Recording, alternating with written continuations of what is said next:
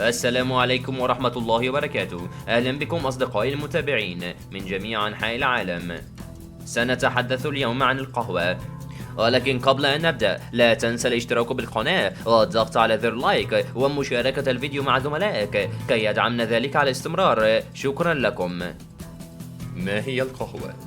تعتبر القهوة أو البن على اختلاف أنواعها المشروب الصباحي الأساسي لمعظم الأشخاص في وقتنا الحاضر، نظرا لكونها تتمتع بمذاق ورائحة منعشة ومنبهة لكافة حواس الإنسان.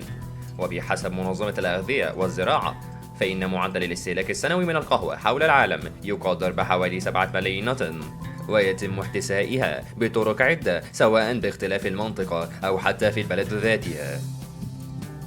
والجدير بالذكر أن أنواع القهوة المختلفة تختلف في طرق تحضيرها ومعالجتها، وهناك العديد من فوائد القهوة التي أثبتت علميا، حيث أن شرب القهوة بكميات محددة له تأثير إيجابي على الجسم، ولكن يجب التنويه أيضا إلى أن الإفراط في شربها له تأثير عكسي على صحة الجسم، وسوف يعاني الشخص من القلق والاضطراب أو بما يسمى بتسمم الكافيين وبالإنجليزية كافينيزم. القيمة الغذائية للقهوة: تحتوي القهوة على كثير من المواد والعناصر الغذائية التي تعد مصدرا لفوائد القهوة المتعددة، ومن هذه العناصر أولا الكافيين. تعتبر القهوة من أغنى المصادر الطبيعية بالكافيين الذي يعد المسؤول الأساسي عن فوائد القهوة، والتي تعتبر المتمثلة بزيادة نشاط الدماغ ومستويات الطاقة في الجسم، كما تحتوي أيضا على الثيوبرومين والثيوفيولين، وأيضا تحتوي على كميات كبيرة من مضادات الأكسدة التي تحمي من الإصابة بالكثير من الأمراض. هل تعلم عزيزي المشاهد بأنها مصدرا لفيتامين بي 1 وفيتامين بي 2 وكذلك فيتامين بي 3 النياسين وفيتامين بي 5 وفيتامين هاء، ولكن بكميات قليلة. كما أيضا تحتوي على قليل من المعادن مثل البوتاسيوم والمغنيسيوم والمنغنيز والفوسفور وحمض الفوليك. كما أيضا تحتوي على بعض المركبات منها البوليفينول، يعد مصدرا للعديد من فوائد القهوة الصحية. هل تساءلتم أعزائي المشاهدين عن أنواع القهوة؟ للقهوة أنواع عديدة، والجدير بالذكر أنه وبشكل عام لا تختلف فوائد القهوة باختلاف أنواعها. إلى الآن تم اكتشاف وذكر حوالي 120 نوعا فقط من أنواع القهوة مع أصنافهم المختلفة في التقارير العلمية. الآن سنتحدث عن فوائد القهوة. يعتبر تعديل المزاج وزيادة نشاط الجسم وتنبيه العقل والشعور باليقظة من أهم فوائد القهوة التي يبحث عنها كل من يشرب القهوة. ولكن أثبتت الدراسات أن هناك فوائد أخرى متعددة للقهوة، حيث تعمل على زيادة مناعة الجسم وتقليل الوزن وغيرها من التأثيرات الإيجابية على الإنسان عند شربها أو استخدامها خارجيا. فوائد القهوة الحقيقية سنتكلم عن: أولاً زيادة نشاط الدماغ وتحفيز الذاكرة، وذلك لاحتواء القهوة على مادة الكافيين بحيث تعتبر من المواد المنبهة. ثانياً حماية الفرد من الإصابة بمرض السكري من النوع الثاني، وتقليل احتمالية الإصابة بحصى المرارة عن طريق شرب 4 أكواب صغيرة من القهوة. ثالثاً تقليل خطر الإصابة بالخرف والزهايمر. رابعاً تقليل خطر الإصابة بمرض باركنسون. خامساً تقليل حدوث الدوار الذي ينتج عن نقصان الضغط بعد الوجبات خاصة عند كبار السن. سادساً تحسين المزاج. سابعاً تقلل من الشعور بالاكتئاب. ثامناً تقلل خطر الإصابة ببعض أنواع السرطانات، ومنها سرطان الكبد وسرطان القولون والمستقيم، وأيضاً سرطان الكلى وسرطان القولون والثدي قبل فترة انقطاع الطمث. تاسعاً تقليل خطر الإصابة بالسكتة الدماغية والحماية من أمراض القلب، وتقليل الخطر الناتج عن مرض ارتفاع ضغط الدم إذا تم تناولها بشكل معتدل. فوائد القهوة للشعر. هل تعلم عزيزي المشاهد بأن هناك فوائد للقهوة للشعر؟ حيث من فوائدها المثبتة علميا هي قدرتها على الحفاظ على درجة الحموضة الطبيعية لفروة الرأس، وبالتالي الحفاظ على سلامة ونضارة الشعر الصحية، وبالإضافة إلى استخدامها كصبغة طبيعية للشعر لزيادة شدة اللون البني في الشعر. فوائد القهوة للبشرة. تساهم القهوة في منع العديد من الاضطرابات الجلدية مثل التقليل من التجاعيد والتصبغيات وتحسين مظهر البشرة ككل. كما أصبحت القهوة واحدة من أهم مقشرات البشرة في وقتنا الحالي، وذلك لأن من فوائد القهوة للبشرة: أولاً، تساعد في تقليل الانتفاخات حول العين. ثانياً، تقلل من السيليوليت. ثالثاً، تساعد في علاج حب الشباب. رابعاً، تحمي البشرة من الأشعة فوق البنفسجية نظراً لاحتوائها على مضادات الأكسدة. هل تعلم عزيزي المشاهد بأن للقهوة فوائد للتنحيف؟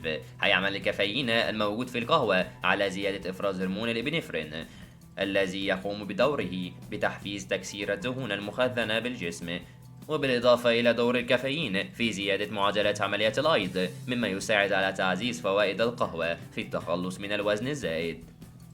وقد تتميز القهوة الحلوة أو القهوة التركية عن غيرها بسبب قدرتها على تحسين الأداء الرياضي نظرا لاحتوائها على مادة الكافيين بكثرة.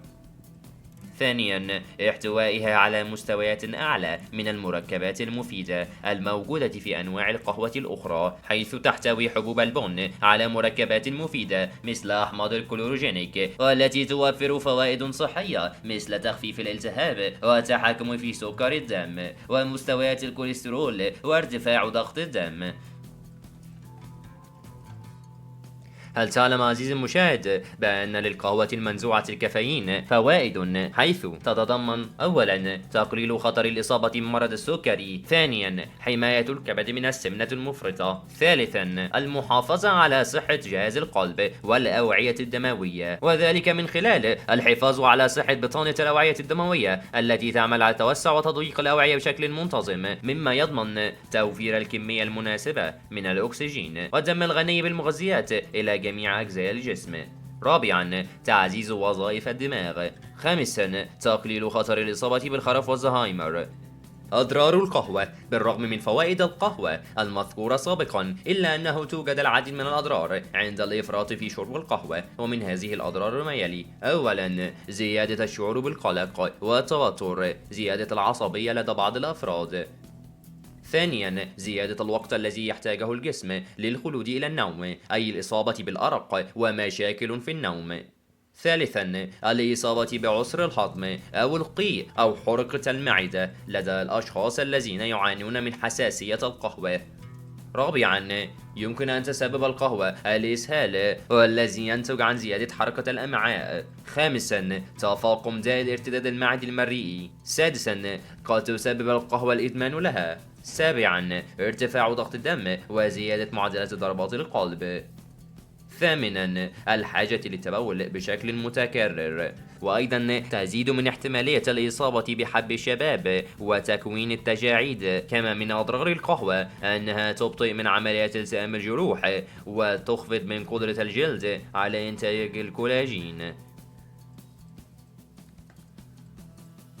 هناك أيضاً ضرر خاص بالحوامل، حيث تعمل على زيادة احتمالية الإجهاض لدى الحامل أو الولادة المبكرة، أو أيضاً انخفاض وزن الطفل عند الولادة. زيادة نشاط الأمعاء أيضاً من أضرار القهوة، وحدوث مشاكل في النوم أو تهيج الرضع إذا كانت الأم المرضع تفرط في شرب القهوة. كما أيضاً يمكن للقهوة بصبغ الأسنان باللون الأصفر. ومن أضرار القهوة أيضاً الإصابة بفقد النشاط وصعوبات في النوم ومشاكل في المعدة عند شرب الأطفال القهوة بكميات كبيرة. هناك حالات ينصح فيها الأطباء مستهلكي القهوة بالتقليل أو التوقف عن شربها نهائياً، وذلك للحد من أضرار القهوة. ومن هذه الحالات: أولاً، مرضى ارتفاع ضغط الدم والكوليسترول. ثانياً، مرضى قرحة المعدة. ثالثاً، المرضى الذين يعانون من القلق ومشاكل في النوم. رابعاً، المرأة الحامل. خامساً، الأشخاص المصابين بهشاشة العظام وكبار السن. والآن جئنا إلى أهم فقرة، وهي كيفية الاستفادة من القهوة وتجنب أضرارها المحتملة. أولاً، يجب عليك شرب القهوة بطريقة معتدلة، أي بمعدل فنجانين كحد أقصى باليوم الواحد. ثانياً، عدم إضافة السكر للقهوة للحصول على فوائد أكثر منها. ثالثاً، شرب القهوة المفلترة للتخلص من بعض المواد الضارة مثل مادة الكافيستول. رابعاً، التوقف عن شرب القهوة قبل 24 ساعة من عمل اختبار إجهاد القلب. خامساً، يجب عليك ترك فترة زمنية لا تقل عن ساعة واحدة بين تناول مصادر الكالسيوم والحديد من الطعام وبين شرب القهوة. سادساً، تعتبر القهوة التي تحتوي على كميات قليلة من الكافيين الخيار الأنسب للمرأة الحامل، على أن لا تزيد الكمية عن كوبين يومياً. شكراً لكم على حسن الاستماع. لا تنسى الاشتراك بالقناة والضغط على زر لايك.